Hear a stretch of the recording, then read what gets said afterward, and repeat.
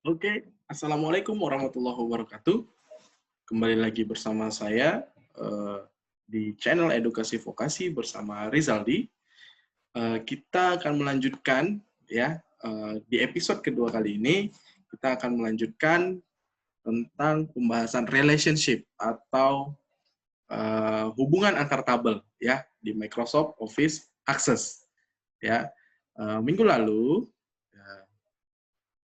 kita sudah membahas ya tepatnya video di episode pertama ya kita sudah membahas pembuatan bagaimana membuat database, kemudian membuat tabel, kemudian kita mengetahui tentang tipe data dan DDL, Data Definition Language, kemudian juga ada yang namanya Data Manipulation Language, dan objek utama yang ada di Microsoft Office Access. Ya. Kemudian kita juga sudah membuat yang namanya database ya, tabel di sini ya. Kita sudah membuat database akademik, kemudian kita sudah membuat tabel mahasiswa di sini. Ya. Kita sudah membuat tabel mahasiswa. Nah, saya sedikit ada mau memodifikasi tentang peletakan field. Nah, itu tidak jadi masalah. Jika kita mau memodifikasi field-nya, kita bisa klik kanan pada tab tabel itu, kemudian design view, ya. Nah, di sini tinggal kita edit. Nah, ini contoh dalam satu tabel mahasiswa. Sekarang kita akan membahas materi terlebih dahulu, yaitu tentang relationship. Apa itu relationship? Ya. Nah, tabel relationship ya secara definisi ini adalah relasi atau hubungan antar beberapa tabel. Nah, relasi antar tabel ini wajib dihubungkan oleh suatu key ya. Di awal pertemuan kita di video episode pertama itu ya, itu ada suatu key yaitu key primary dan key foreign ya. Primary itu adalah kunci utama dan foreign key itu adalah kunci tamu. Nah, untuk merelasikan, ini wajib ada key-nya. Nah, key tersebut berada di mana? Di masing-masing tabel.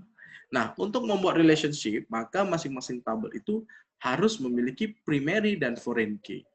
Nah, untuk dapat menghubungkan antar tabel induk dengan tabel anak, sehingga diperlukan teknik normalisasi terlebih dahulu. Ya, sebelum kita membuat relasi antar tabel. Nah, normalisasinya seperti apa? Nah, normalisasi ini merupakan proses pengelompokan data elemen menjadi tabel yang menunjukkan entitas dan relasi. Siapa entitasnya, siapa relasinya. Seperti itu ya. Nah, sekarang ada beberapa contoh ya untuk mendefinisikan tentang macam-macam relasi. Ya, ada macam-macam relasi. Kita lihat di sini ada relasi berjenis one to many, ya. Apa itu one to many ya? Atau satu ke banyak, gitu ya. Di sini ada entitas, ya. Di sini ada entitas person, ya. Di sini dijelaskannya bahwasanya si person ini dia memiliki relasi. Di sini penjelasannya adalah is mother of dan has mother of. Ya, satu orang ibu, ya, satu orang ibu memiliki banyak anak. Nah, itu dia adalah one to many.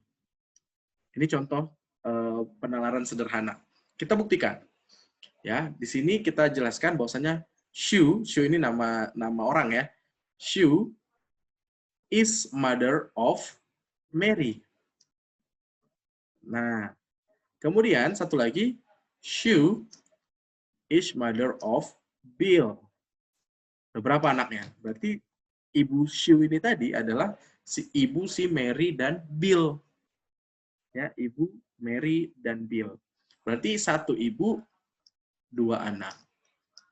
Ya. Nah, itu merepresentatifkan tentang bahwasanya ini jenis one to many untuk normalisasi relasi antar tabel. Nah, itu yang pertama. Begitupun juga Mary dan John. Berikutnya yang kedua adalah one to one, ya, person one to one. Di sini penjelasannya adalah is husband of dan is wife of. Nah, langsung kita ambil contoh. Adam adalah suami dari Eve. Ya. Kebalikannya, Eve adalah is wife of Adam.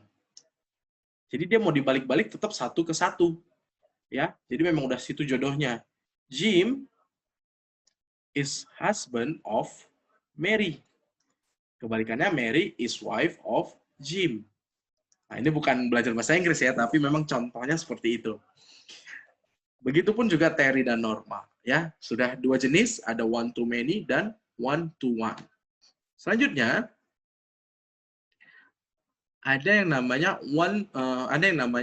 many to one dan many to many. Kita lihat yang pertama, many to one, itu adalah birth date.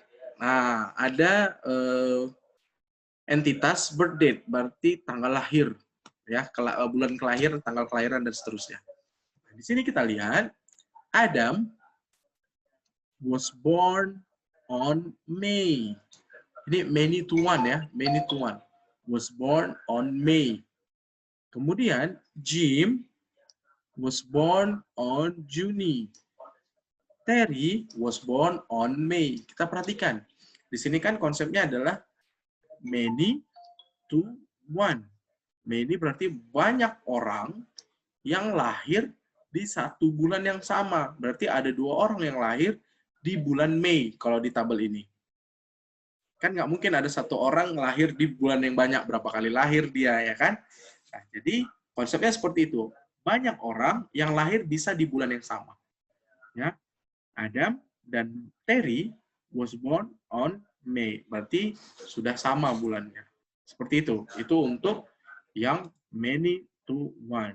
Nah, sekarang ada person, ada many to many. Nah, many to many ini yang terakhir, yaitu banyak ke banyak. Kita lihat di sini. Dengan entitas person, ya, dengan entitas person, di sini atributnya adalah is parent of dan is child of. Ya, is parent of dan is child of. Nah, tinggal kita baca penyandingannya adalah Tom and Sue is parent of Mary. Nah, ya kan? Tom and Sue is parent of Mary. Kemudian Mary is child of Tom and Sue. Nah, many to many, lebih dari satu berarti dianggap banyak. Ya. Kemudian ini ada lagi Tom and Sue is parent of Bill. Bill is parent of Tom and Sue. Nah, berarti kalau secara sederhananya, si Mary dan Bill itu kakak adik. Orang tuanya Tom dan Sue. Nah, kemudian di sini ada Mary is parent of John. John is child of Mary. Ya, berarti ini kalau kita lihat dari berdasarkan nama, silsilahnya sudah lengkap ya. Di situ ada orang tua, ada anak, ya, kemudian ada cucu. Berarti sudah many to many. Ya, ini pembahasan terkait tentang relasi antar tabel. Ya, ingat ada 4, kita ulangin, ada 4, yaitu ada one to many, kemudian ada one to one, kemudian ada many to one, dan ada many to many. Kita pahami dulu ada 4 jenis. Nah, sekarang kita masuk ke pembahasan tentang key-nya atau kuncinya. Ada 2 tadi ya. Yang pertama adalah primary key, dan yang kedua adalah foreign key. Apa itu primary key? Primary key ini adalah sebuah atribut yang tidak hanya mengidentifikasi secara unik suatu kejadian, tetapi juga mewakili setiap kejadian dari suatu entitas.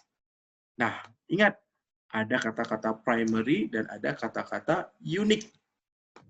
Berarti pemilihan sebuah field untuk dipilih sebagai primary key, berarti sifatnya yang pertama adalah unik. Unik. Unik itu berarti hanya ada satu objek yang bisa menggunakan nama tersebut. Tidak boleh ada objek lain yang bisa menamakan dirinya seperti yang kita tuliskan di awal. Ya, ingat kita maknain dulu, kita pahami bahwasanya kata kuncinya adalah primary key ini adalah unik sifatnya. Contoh kasus, NIM dalam tabel mahasiswa ini merupakan nilai unik yang tidak mungkin bersifat ganda. Ya, itu dulu kita pahami. Dari definisinya sifatnya unik dan tidak bisa disamakan oleh objek lainnya. Nah, di sini sudah ada contoh kasus NIM dalam tabel mahasiswa merupakan nilai yang unik yang tidak mungkin bersifat ganda. Kita perhatikan dulu kita kuliah atau saat ini mahasiswa, NIM kita itu pasti tidak ada yang sama. Apa yang bisa sama?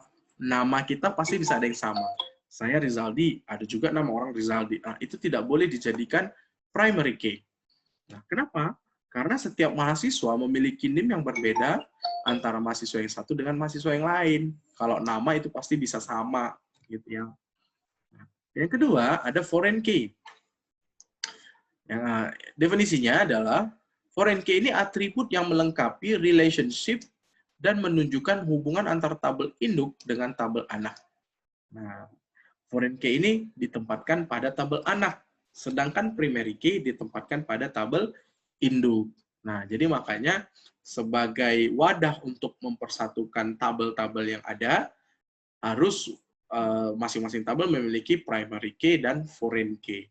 Foreign key sifatnya primary key di tabel anak, sedangkan primary key sifatnya tetap primary key di tabel induk. Nah, itu konsep yang kedua harus kita pahami. Ya. Selanjutnya, di sini ada contoh kasus ya. Ada sebuah contoh kasus UKDW ya, saya sesuai dengan ngambil contoh di modul.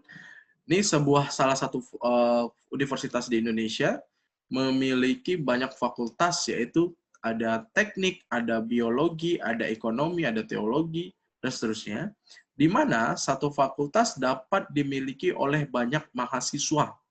Berarti menggunakan one to many.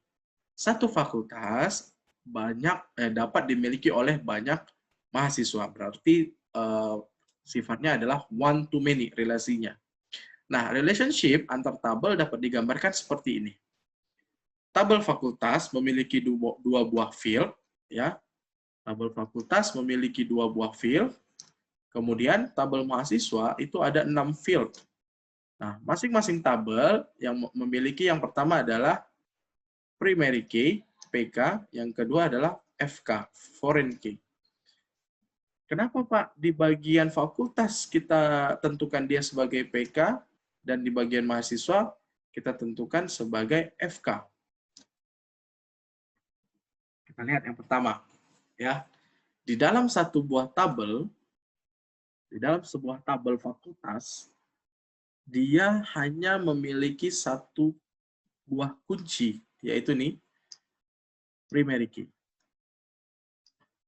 Kunci yang unik hanya satu di dalam satu buah tabel, berarti dialah yang bisa kita katakan sebagai primary key, dan ini bisa kita katakan sebagai tabel induk. Oke, satu dulu konsepnya. Yang kedua, untuk mahasiswa, ini kita tentukan sebagai tabel anak, karena apa? Di sini ada satu kolom unik, NIM, kita jadikan dia sebagai primary key, tetapi didapati juga adalah ID fakultas di sini. ID fakultas, dia ini adalah primary key pada tabel induk. Di sini dia. Di dalam tabel mahasiswa, dia sebagai foreign key. Kenapa? Karena dialah yang nanti menghubungkan antara tabel fakultas dengan tabel mahasiswa. Paham ya? Semoga mudah dimengerti.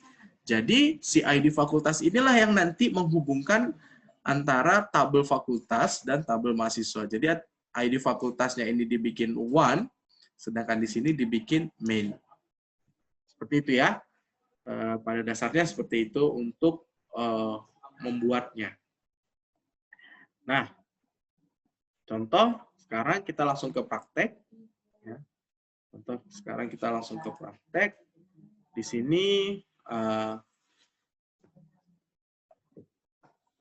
ya, di sini kita langsung membuat satu ini aja ya, langsung tetap di tabel di database akademik ini.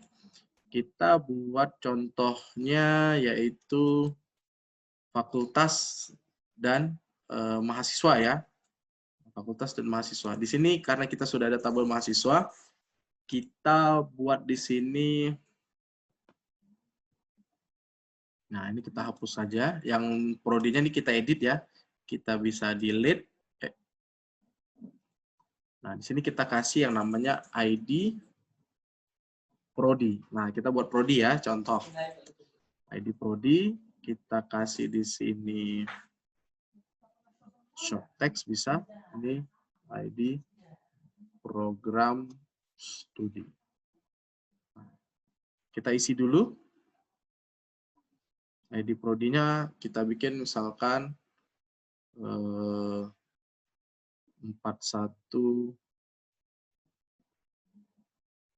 garis gini. TK 41 terus AB di sini AB 51 sini juga AB 51 sini AK 61 dan yang di sini TK lagi. Nah, ini contoh ID prodinya. Sekarang kita buat satu buah tabel lagi yaitu tabel program studi. Caranya kita pilih menu create ya. Kita pilih menu create untuk tabel baru, kemudian kita pilih table. Nah, di sini sudah ada tabel 1 ya. Tinggal kita pilih view. Kita save, namanya adalah tabel prodi. Oke. Sekarang tinggal kita kasih di sini namanya ID prodi.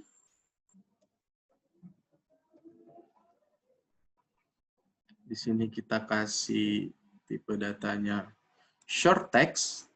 Kita buat di sini ID program studi. Ya. Kemudian di sini ada yang namanya nama prodi. Nah, kita kasih short text. Kita buat di sini 25. Nah, untuk ID prodi di sini boleh kita batasi 10. Ya, kemudian yang di mahasiswa juga ya. Kita batasi ID prodinya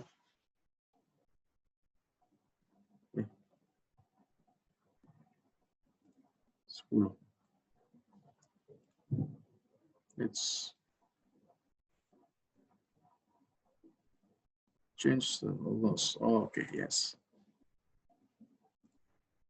Nah, di sini ya, ID prodinya oke. Ini kita buat oh, ini saya kasih.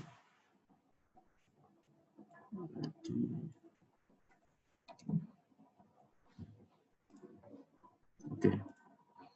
Sekarang tinggal kita buat di sini 10 udah. Kita buat kita isi datanya ya.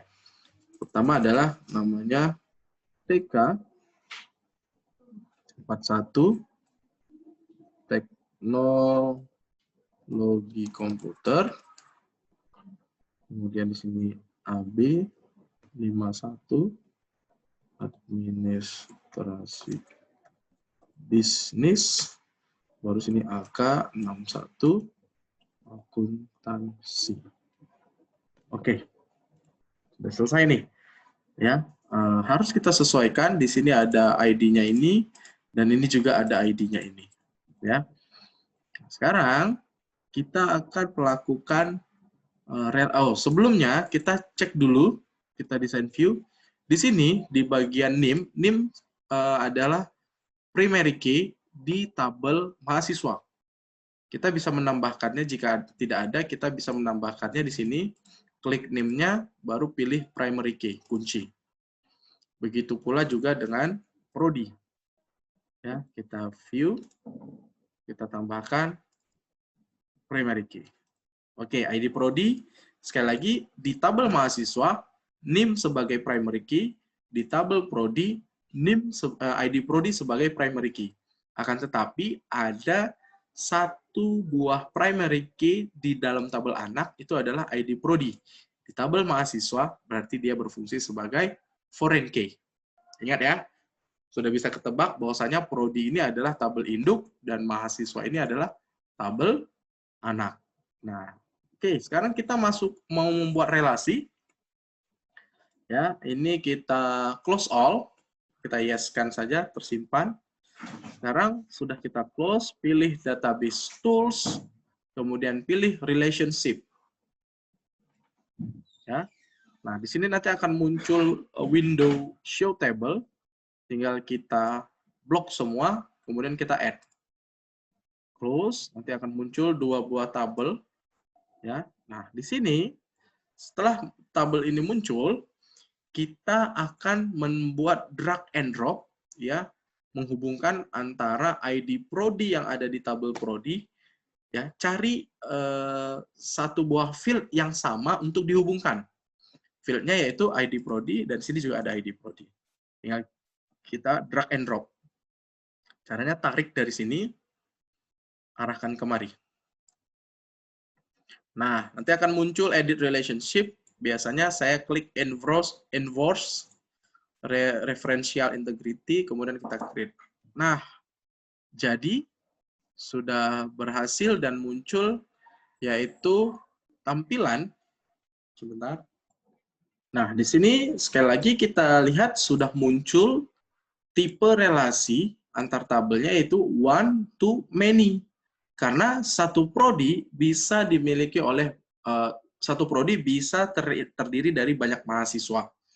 Ya, ini sudah terhubung, tinggal kita simpan, kita save, tekan Ctrl S, kemudian ini bisa kita close saja, tidak ada masalah. Kita lihat hasilnya pada tabel prodi. Tabel prodi kita lihat, nanti akan ada muncul di sini satu buah icon plus. Jika kita klik, dia akan menampilkan hubungan antar tabelnya, isi dari tabel mahasiswa tadi. Jadi, kita cukup buka tabel prodi, kita bisa melihat isi dari tabel mahasiswa. Kita klik. Nah, untuk prodi administrasi bisnis, itu mahasiswanya ada 2. Kita buat, ya. Untuk prodi akuntansi ada 1 mahasiswanya. Dan untuk prodi teknologi komputer, itu ada 2 juga mahasiswanya. Ya, inilah hasil dari relationship antar tabel, antara tabel prodi dengan tabel mahasiswa. Seperti itu ya. Jadi ini kita cek data utamanya, ini data prodinya sudah terhubung dengan baik. Ya, oke, untuk relationship mungkin itu untuk episode kali ini. Ya, kita lanjutkan di episode berikutnya dengan pembahasan yang lain. Tentunya masih dengan judul mempelajari pengenalan dan mempelajari Microsoft Office Access secara sederhana agar mudah dimengerti. Ya, semoga bermanfaat video ini. Ketemu lagi di episode selanjutnya. Jangan lupa subscribe, like, share, dan komen jika ada pertanyaan yang mungkin bingung dari video ini, silahkan ditanya, jangan malu-malu. Saya Heri, ketemu lagi di video selanjutnya, masih bersama channel Edukasi Vokasi bersama Rizaldi. Wassalamualaikum warahmatullahi wabarakatuh.